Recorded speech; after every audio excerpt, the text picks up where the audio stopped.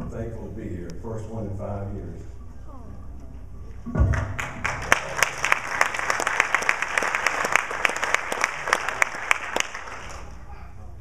See, we got sound here. Yep.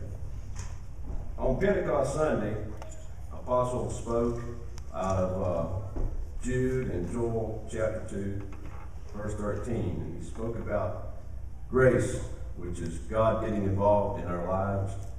He talked about as an apostle, he is an administrator of grace.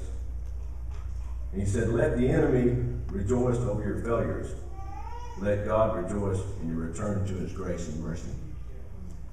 And this past Sunday, Miss Sandy spoke and said that she saw grace and mercy all over this house. So this song it's a song of transition, about going from one place to another. This song starts out in a place where some of us were, and it brings us to the now. It's called Yahweh's Grace.